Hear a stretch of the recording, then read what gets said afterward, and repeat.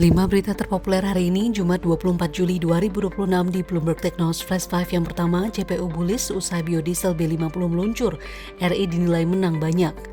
Mandatori biodiesel B50 dinilai menjadi pendorong utama kenaikan harga CPO global sekaligus memperkuat industri sawit nasional. PASPI menyebut Indonesia berpotensi menjadi price maker CPO di pasar dunia karena ekspor berkurang untuk pemenuhan kebutuhan domestik.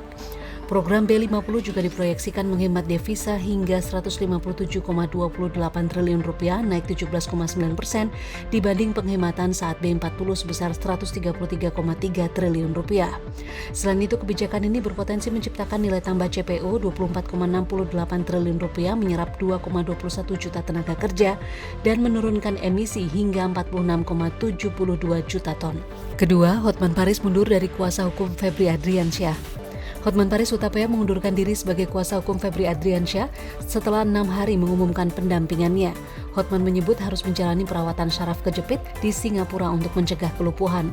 Di sisi lain, Kejaksaan Agung menjadwalkan pemanggilan ulang Febri sebagai saksi pada Jumat 24 Juli 2026 dalam perkara tindak pidana pencucian uang setelah sprindik baru terbit 20 Juli 2026. Ketiga, investasi boksit RI salib nikel imbas eksodus aluminium Cina. Asosiasi Boksit Indonesia atau ABI menilai lonjakan investasi hilirisasi boksit pada kuartal 2 2026 didorong perpindahan produksi aluminium dari Cina ke negara lain termasuk Indonesia. Permintaan aluminium untuk industri kendaraan listrik juga menjadi katalis baru bagi investasi sektor ini.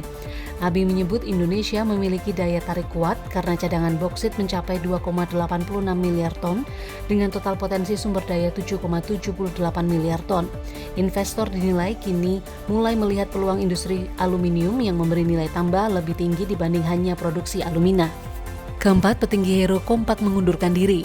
PT DFI Retail Nusantara Tbk atau Hero mengumumkan pengunduran diri Komisaris Willy Loh dan Direktur Paulus Raharja. Hal ini akan diminta persetujuan dalam RUU SLB yang dijadwalkan berlangsung pada 13 Agustus 2026.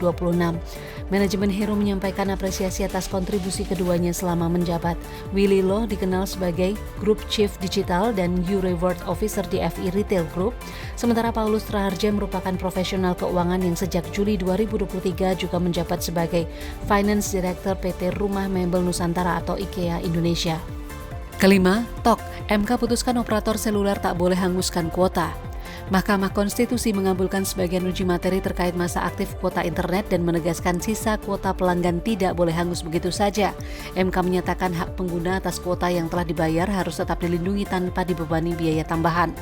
Dalam putusannya, MK mewajibkan pemerintah dan operator menyediakan pilihan layanan yang menjamin sisa kuota tetap aktif dan dapat digunakan. Bentuk perlindungannya dapat berupa rollover, perpanjangan masa aktif, pengalihan manfaat, kompensasi, refund, maupun mekanisme lain yang tidak merugikan pelanggan. Itu dia 5 berita terpopuler pilihan Bloomberg Technos hari ini. Ikuti terus update selanjutnya di www.bloombergtechnos.com.